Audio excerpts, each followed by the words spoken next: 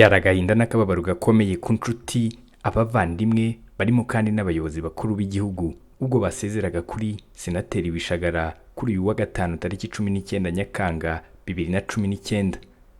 Yitabye Imana ku wa mbere tariki 8 Nyakanga 2019 aguye mu bitaro bya John Hopkins biri muri Baltimore mu mujyi wa Maryland muri Leta Zunze Ubumwe za Amerika aho yivurizaga.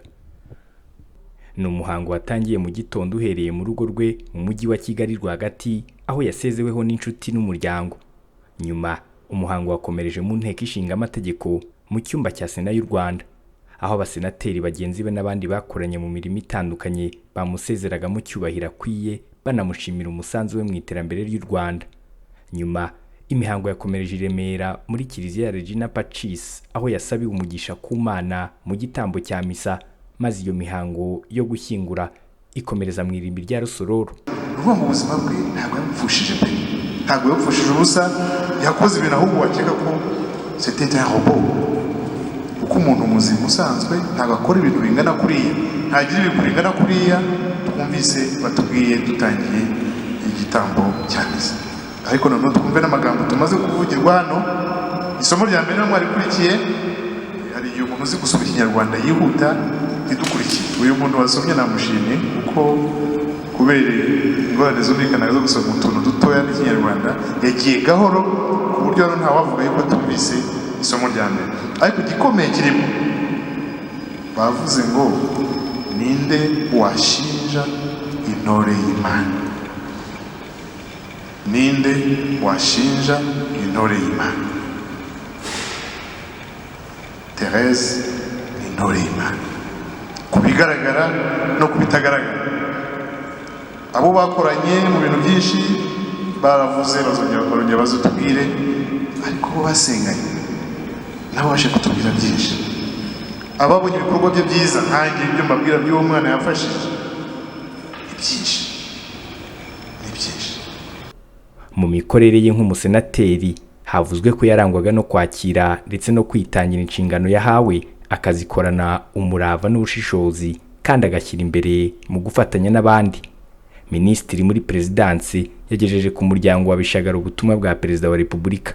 Yavuze ko Nyakubahwa Perezida Kagame n'umuryango we bababajwe no kumenya inkuru y'akababaro y'urupfu rwa Senateri Kagoyire. Yagiye akorera igihugu mu nzego zitandukanye kandi ko yaranzwe n'ukuri, umurava n'ubwitange. Havuzwe ko kandi umukuru w'igihugu yavuze ko babuze umuyobozi wakundaga igihugu ndetse n'abanyarwanda. Imana imuha iruhuko ridashira. Simeon Muhumuza, One Nation, i Kigali.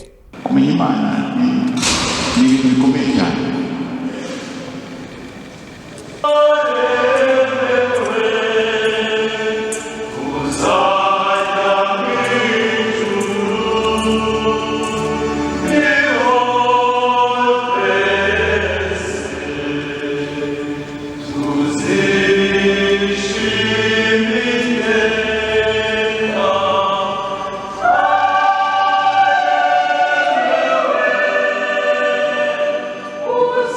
Kwemera maze guha uyu mwana umugisha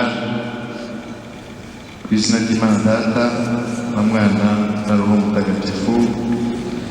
Icyubahiro duhaye Therese umuvandimwe wacu kigaragazwa n'ububani buteye umubiri we, maze amasengesho tuvuga tumusabira nayo yakirwe n'Imana.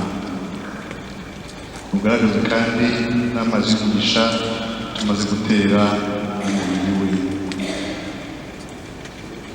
Therese Bishagara, abamarayika bakujyana mu ijuru, nugerayo abahawe Imana bakwakira bakugeze mu murwa mutagatifu wa Yerusalemu.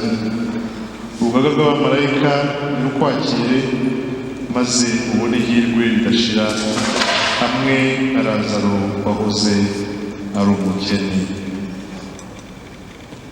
Nyagasani Yesu nabane namwe. Imana ishobora byose nibamugisha, Data na Mwana na Roho